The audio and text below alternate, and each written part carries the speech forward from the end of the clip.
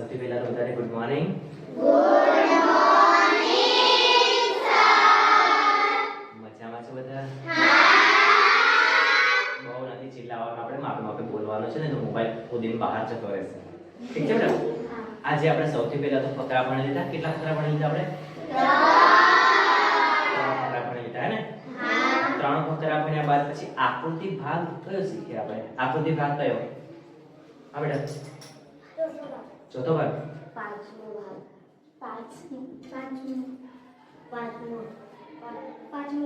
છેલ્લે પાંચમો ભાગ શીખ્યા. કયો શીખ્યા બેટા? 1 થી 4 ભાગ આપણે ઓલરેડી દિવાળી પહેલા શીખી ગયા. ક્યારે શીખી ગયા? દિવાળી પહેલા. ઠીક છે. ત્યારબાદ ગણિતના 10 દાખલા સમજ્યા. કેટલા સમજ્યા? 10 દાખલા. કેટલા? એટલે ફકરા પણ ભણી લીધા આપણે, આકૃતિ પણ ભણી લીધી અને ગણિતના દાખલાઓ પણ ભણી લીધા. આ ગણિતના દાખલાઓમાંથી જે ઇમ્પોર્ટન્ટ થોડું વન લાઇનર જે ક્વેશ્ચન કાઢી શકાય ને 10 દાખલામાંથી, એવા ક્વેશ્ચન મેં અહીંયા થોડા કાઢ્યા છે. આપણે એને સમજી લઈએ, યાદ રાખી લેવાના છે. રેડી? અને આવતીકાલે પાછી આપણે ઓર માર્ક પ્રેક્ટિસ કરવાની છે. ઠીક છે બેટા? મજા આવશે ને? તો સૌથી પહેલા છે સૌથી નાની પ્રાકૃતિક સંખ્યા. કઈ છે? 1. કઈ છે બેટા? 1. સૌથી નાની પૂર્ણ સંખ્યા 0. કઈ છે બેટા? 0. એક વિભાજ્ય હોય અને એક અવિભાજ્ય હોય. એક વિભાજ્ય હોય, હું પૂછતો નથી, સમજાવું છું.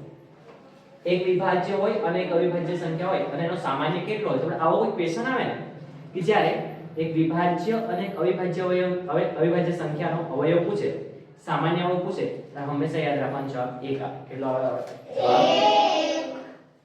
ત્રીજું, અવિભાજ્ય સંખ્યાઓનો ગુસા હંમેશા 1 હોય. અવિભાજ્ય સંખ્યાનો ગુસા હંમેશા કેટલો હોય બેટા? 1. પણ જો આપણને આવો પ્રશ્ન પૂછે કે અવિભાજ્ય સંખ્યાઓનો લસા કેટલો થાય, તો અવિભાજ્ય સંખ્યાઓનો લસા હંમેશા તેમના ગુણાકાર જેટલો હોય. કેટલો હોય બેટા? ગુણાકાર. આ તમને યાદ હોય એટલે તમારે મજૂરી ના કરવી પડે પરીક્ષામાં. કે માની લો કે 2 અને 5 નો ગુસા પૂછી લે, તો 2 અને 5 બંને અવિભાજ્ય સંખ્યા, એનો ગુસા 1 જ આવે. કેટલો આવે? 1. અને 5 અને 7 નો લસા પૂછી લે, તો 5 અને 7 બંને અવિભાજ્ય સંખ્યા છે, તો એનો લસા નો ગુણાકાર 5 + 35 થઈ જાય. તો તેમાં ગણતરી કરવી પડે નહીં. એટલા માટે આને યાદ રાખવાનું થાય. તફાવત આવો ઘણીવાર આવે કે ભાઈ 4 ની બે સરખી સંખ્યા આપી હોય અને એનો કે 5 ની અને 8 ની સ્થાન કિંમત જણાવો, અથવા એક જ સંખ્યામાં સરખા અંકો હોય, 4 અને 4 ની સ્થાન કિંમત જણાવો.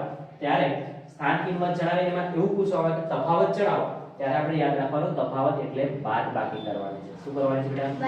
બાદબાકી. અને ગુણોજો ઘણીવાર આવે. ગુણોજો અવયવી, તો ગુણોજો એટલે ગુણાકાર યાદ રાખો. ગુણોજો પૂછે તમને કે માની લો કે એવું કે 4 ના પ્રથમ 5 ગુણોજોનો સરવાળો કેટલો? તો 4 ના પ્રથમ 5 ગુણોજો કે એટલે 4 ના પહેલા 5 ગુણાકાર 1 2 3 4 અને 5 સુધી ગુણાકાર કરી અને પછી એનો સરવાળો કરવાનો. ઠીક છે? આવડી જશે? ત્યારબાદ 1 થી 100 માં શૂન્ય કેટલી વાર આવે? બોલો બેટા. 11 વાર. કેટલી વાર? 11. કેટલી વાર આવશે? 11 યાદ રાખવાનું છે.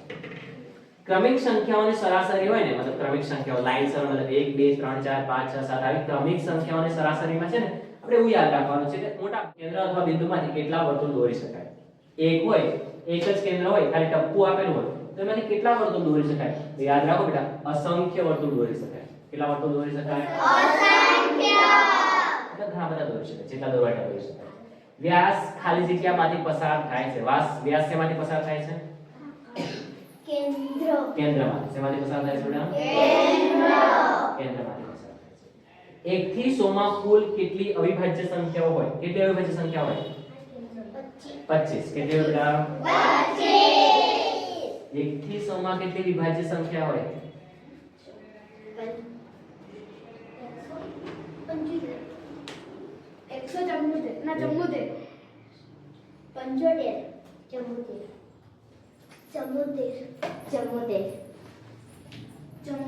પાછા બોલો બેટા.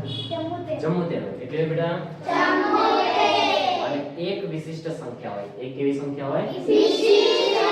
યાદ રાખો કે આ દાખલાઓ નવોદય પરીક્ષામાં ઘણી વાર પૂછાય છે. ઠીક છે? તો આજે આપણે આમ જોવા જઈએ તો થોડું વધારે શીખી લીધું કહેવાય. ઠીક છે? એ ખાલી 10 દાખલા આપણે પ્રશ્ન પેપરમાં તો શીખ્યા છે, એની સાથે સાથે એના જેવા જ વધારાના પ્રશ્નો પણ જે વન લાઇનર પૂછાઈ શકે એ પણ આપણે શીખ્યા. રેડી? હા. તમને બધાને સમજ પડી? હા, મજા આવી? ઓકે, તો આજનો ક્લાસ આપણે અહીંયા જ પૂરો કરીએ. Education is not the preparation for life, it is life. इसको समझ लीजिए कि शिक्षा जीवन जीने की तैयारी नहीं है, शिक्षा ही जीवन है. जिंदगी भर जिससे सीखने को मिले सीखते रहिए.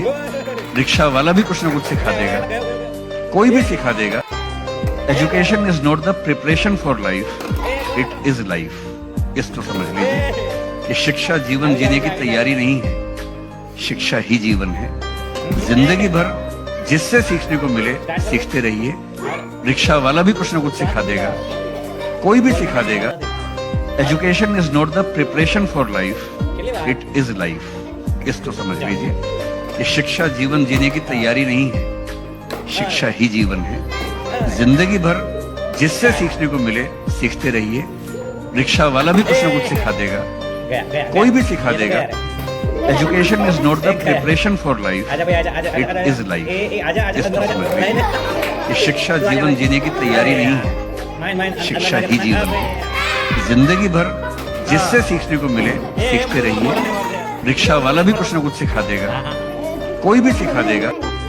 Education is not the preparation for life, it is life. इसको समझ लीजिए कि शिक्षा जीवन जीने की तैयारी नहीं है, शिक्षा ही जीवन है. जिंदगी भर जिससे सीखने को मिले सीखते रहिए.